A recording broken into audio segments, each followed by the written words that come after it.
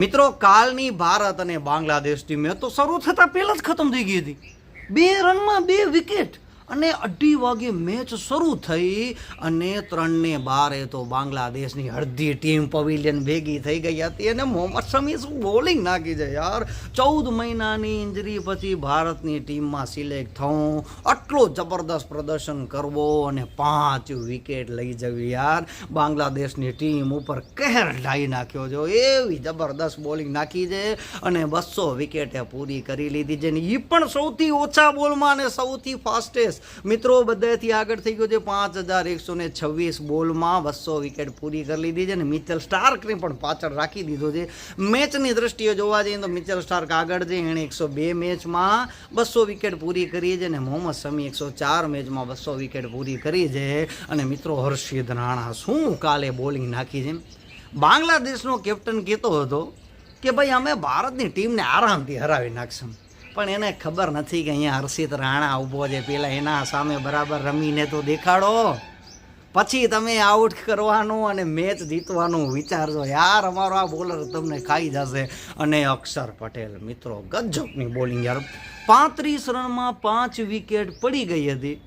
ધડાધડ 2 wicket continue અક્ષર પટેલ લીધી હતી. Hat trick થવાની તૈયારી હતી. બોલ નાખ્યો અને મિત્રો કેચ ગયો સ્લીપમાં, પરંતુ યાર રોહિત શર્માથી થોડી ભૂલ થઈ ગઈ અને કેચ છૂટી ગયો. નહીંતર ચેમ્પિયન્સ ટ્રોફીમાં ભારતની પહેલી મેચ હોત અને પહેલી જ મેચમાં અક્ષર પટેલની હેટ્રિક થઈ જાય યાર. પછી જો કે બિચારા રોહિત શર્મા ફ્રસ્ટ્રેશન પણ ઘણો આવી ગયો હતો. જમીનમાં મિત્રો હાથ મારી રહ્યો હતો, ગુસ્સે પણ થયો અને જેવું અક્ષર પટેલને જોયું મિત્રો એણે કીધું બાપુ ભૂલ થઈ ગઈ યાર, માફ કરજો યાર. એટલે આવો કેપ્ટન મળે પણ ક્યાંથી કે આટલી જલ્દી પોતાની ભૂલ પણ સ્વીકારી લે. અને મિત્રો એક સ્ટમ્પ પણ મિસ થઈ ગયું કેએલ રાહુલથી. જો મિત્રો આ કેચ પકડી લેત અને સ્ટમ્પિંગ આઉટ કરી લેત ને તો મિત્રો કાલે છે ને 50 થી 100 રનમાં તો બાંગ્લાદેશની ટીમનો આપણે ફીંડલું વારી નાખત યાર. અને જ્યારે બોલ રવિન્દ્રસિંહ જાડેજા કને ગયો ને ત્યારે બેટ્સમેન કે ભાઈ સિંગલ ન લેતો, આ બોલ તો જો કોના કને ગયો છે, હમણાં ફીંડલું વારી નાખશે યાર. આ તો આપણે રવિન્દ્રસિંહ જાડેજા બાપુનો ખોફ છે. અને મિત્રો 228 રનનો ખાલી ટાર્ગેટ આપ્યો અને 12 તો આરામથી ચેસ કરી ગયા. રોહિત શર્મા સ્ટાર્ટ તો જબરદસ્ત આપ્યો તો 41 રન ઠોક્યા અને એમના 11,000 રન પણ રોહિત શર્માના પૂરા થઈ ગયા. અને મિત્રો ત્યાર પછી આપણા પ્રિન્સે જબરદસ્ત બેટિંગ કરી યાર. 101 રન મારી ગયો અને 8મી સદી પોતાની ફટકારી દીધી.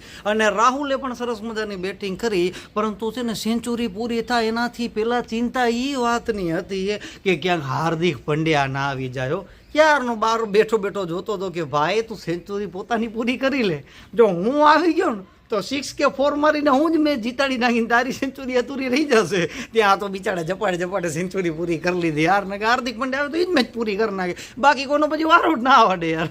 અને મિત્રો રોહિત શર્મા અને વિરાટ કોહલી તો દર વખતે રમતા હોય છે નો ડાઉટ, બાકી બધાને પણ સાબિત કરવાની જરૂર હતી. અને આપણા પ્રિન્સે પોતાને સાબિત કરીને બતાવી દીધું કે યાર અમે પણ બેઠા દઈએ, ચિંતા ન કરતા. અને ભારત આરામથી મેચ જીતી ગયો. હવે વારો છે પાકિસ્તાનનો.